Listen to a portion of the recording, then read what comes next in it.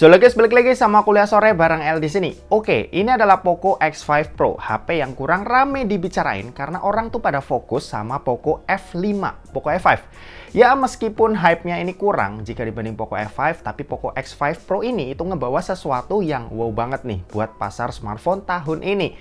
Bayangin aja, dengan ngerogoh kocek kurang dari 4 juta, kita tuh udah bisa dapat HP yang pakai chipset Snapdragon 778G, memorinya super lega di 256GB dan ngecasnya juga cepet di 67 watt. Gak cuma itu, masih banyak hal lain lagi yang dibawa smartphone ini yang bakal kita bahas di video kali ini. Oke, pertama soal desain. Jujur aja desain dari Poco X5 Pro ini itu boring. Cuma aku tuh cukup suka sama warna Poco Yellow ini dibanding yang lain. Yang ngebedain itu ada di sisi-sisinya yang punya frame warna hitam yang bikin tampilan HP ini tuh berasa lebih sangar dan lebih berani. Untuk frame kameranya ini itu masih mirip-mirip sama si adiknya X5 biasa. Plus dia juga ada list hitam di sisi kameranya yang bikin kesan rumah kameranya ini berasa gede banget. Di sisi atas smartphone ini ada sensor IR blaster, mikrofon, grill speaker, dan port jack audio 3,5 mm. Di sisi kanan ada tombol volume dan tombol power yang jadi satu sama fingerprint scanner. Di sisi kiri ini polosan aja, sementara itu di bagian bawah ini ada SIM tray slot yang jenisnya ini dual SIM tanpa slot micro SD tambahan. Terus ada lubang mic, lubang charging USB-C, dan grill speaker bawah yang menandakan speakernya ini udah stereo. Buat NFC dia udah pasti ada ya, dan posisi sensornya ini ada di daerah warna hitam samping frame kameranya.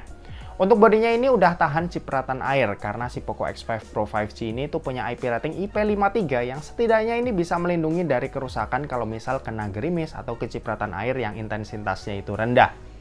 Next, kalau buat layar, dia tuh pakai panel AMOLED, resolusinya Full HD Plus dengan luas layar yang ada di 6,67 inci. Untuk layarnya ini aku pastiin cakep ya, dimana dia udah punya 1 miliar warna, support Dolby Vision dan HDR10+. Aku pakai buat nonton pun juga nyaman banget, dimana gambar yang ditampilin berasa vivid dan warnanya ini pekat. Untuk refresh rate dia ada di 120Hz yang buat dipakai scrolling berasa smooth. Terus kecerahan layar juga udah 900 nits yang buat dipakai di luar ruangan udah cukup banget. Untuk proteksi Poco X5 Pro 5G ini itu udah pakai Corning Gorilla Glass 5 plus dia udah ada screen protector tambahan yang langsung kepasang di HP-nya. Overall kualitas layarnya ini udah berasa mantep ya, mulai dari desain, spek, dan fiturnya ini udah mewah banget lah buat HP yang harganya ini 4 juta. Lanjut, kalau buat performa Poco X5 Pro 5G ini itu dibekali dengan chipset Snapdragon 778G. Ini Snapdragon seri 7 yang performanya udah terkenal apik. Chipset ini meskipun udah berumur tapi harus diakui kalau ini masih ngacir banget. Ditambah dia juga terkenal stabil yang bikin pengalaman pakai dari smartphone sebelumnya yang udah pakai chipset ini itu emang diakui. Untuk storage dia ada dua pilihan, 6128 dan 8256. Kalau kalian ngerasa 128 kurang, nggak usah pikir panjang, langsung beli yang 256GB karena di sini nggak ada slot buat micro SD. Jadi pastiin abis beli kalian nggak bakal nyesel. Buat dipakai harian, Poco X5 Pro 5G ini itu udah benar-benar nyaman. 778G ini buat dipakai jalanin aplikasi-aplikasi yang biasa kita pakai sehari-hari, ini udah dijamin aman dan nggak ada kendala. Buat main Mobile Legends, dia bisa dapetin settingan grafik ultra dengan refresh rate yang bisa kita set ke ultra juga alias 120 fps. Pas main sih 120 fps ini dapat, cuma emang naik turun dan lebih sering di 100 fps. Ya 100 fps pun ini masih tergolong bagus dan masih enak buat dipakai. Tapi kalau mau konsisten terus di 120 fps, turunin aja grafiknya ke high atau medium. Lanjut, kalau buat PUBG Mobile, settingan yang didapat ini ada di Smooth Extreme sampai HDR Ultra. Pas ngetes pakai Smooth Extreme-nya, dia bisa stabil dapetin 60 fps dan selama main ini beneran nyaman banget nih. Ditambah dia udah ada gyroscope-nya yang bikin pengalaman mainnya tambah asik lagi. Lanjut, kalau buat Genshin Impact di settingan lowest ini bisa dapat di kisaran 50-60 fps dan ini naik turun di kisaran itu ya selama main, tergantung dari suhu HP-nya juga. Kalau si HP ngerasa udah terlalu panas, FPS bakal diturunin, dan kalau suhu udah sedikit turun ya FPS bakal dinaikin lagi sampai ke 60. Kalau buat baterai, Poco X5 Pro 5G ini itu punya baterai berkapasitas 5000 mAh yang buat dipakai nonton YouTube selama 1 jam, baterainya ini berkurang sebanyak 6%. Buat main sosmed, TikTok, dan IG selama sejam, baterainya ini berkurang sebanyak 8%. Dan buat main Genshin di settingan lowest selama sejam, baterainya ini berkurang sebanyak 19%. Sementara itu buat kecepatan ngecasnya, dia ada di 67 watt yang buat isi dari 0 sampai full butuh waktu 45 menit aja. Buat sistem operasi, Poco X5 Pro 5G ini itu pakai MIUI 14 for Poco dengan basis Android 12. Ya sayangnya dia startnya dari Android 12 bukan 13 dan dapetin major update 2 kali yang artinya bisa sampai Android 14 aja atau anggap aja cuma 1 tahun karena dia startnya telat. Oke, dan terakhir kita mau bahas soal kameranya. Jadi buat kamera Poco X5 Pro 5G ini dibekali dengan setup triple kamera.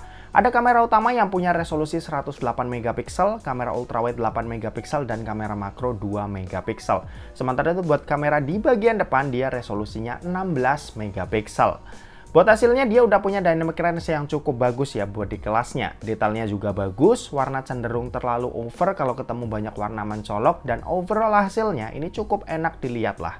Di sini ada juga mode AI, cuma menurutku malah tambah lebay nih pas diaktifin, jadi better dimatiin aja. Terus buat low light hasilnya agak kurang mantap, cuma untungnya dia ada night mode yang bikin hasilnya ini bisa terlihat lebih wah.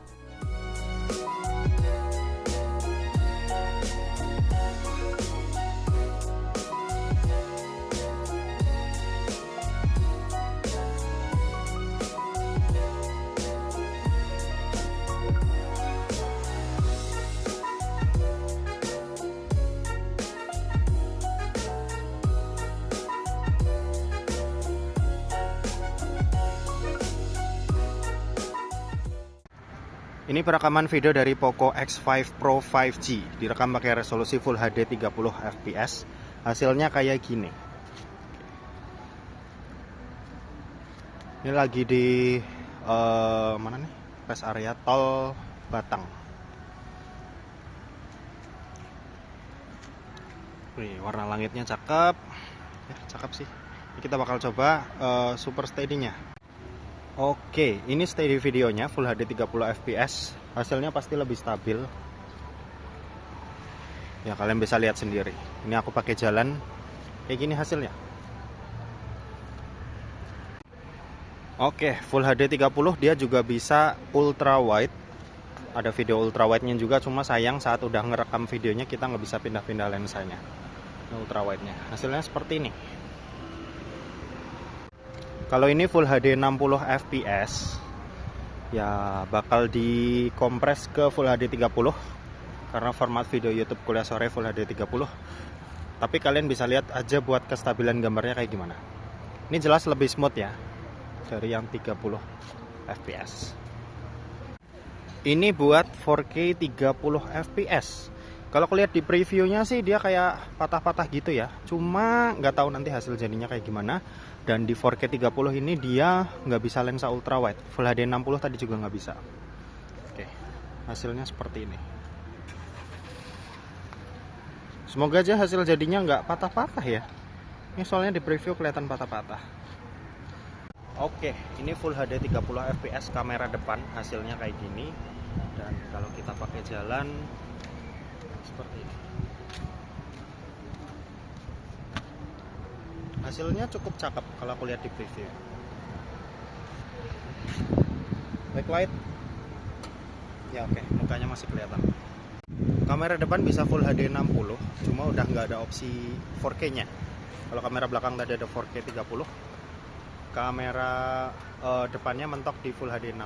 Hasilnya kayak gini. Ya hasilnya masih sama-sama cakep kayak yang Full HD 30 tadi. Kualitasnya nggak berkurang. Kestabilannya juga ya mirip lah. Oke, semua dia lebih smooth aja. Oke, gitu aja, kita balik ke studio. Oke, kesimpulannya fix ini adalah HP yang bagus. Kalau duit kalian ada di kisaran 4 juta lebih atau kurang dikit, aku bakal jadiin Poco X5 Pro ini jadi rekomendasi nomor 1 kalau kalian adalah tipe orang mendang-mending. Yang penting spek nomor 1, yang lain bodo amat. Karena beberapa orang di sekitarku tuh juga masih mikirin brandnya itu apa ya. Contoh nih, ada 2 orang yang kalau nanya tentang HP ya langsung to the point kalau maunya Samsung ini atau itu. Bukan ngasih pilihan 2 merek berbeda kayak Samsung atau Xiaomi. Ya intinya gitulah, kalau kalian fokusnya ke spek, ini HP ter the best lah buat HP 4 juta yang bisa aku rekomendasiin. Terima kasih buat yang udah nonton video ini, jangan lupa buat like, komen, dan share juga ke teman-teman kalian supaya teman-teman kalian mendapatkan informasi yang bermanfaat dari kuliah sore. Oke, terima kasih buat yang udah nonton video ini sampai habis dan sampai jumpa di kuliah selanjutnya. Bye-bye.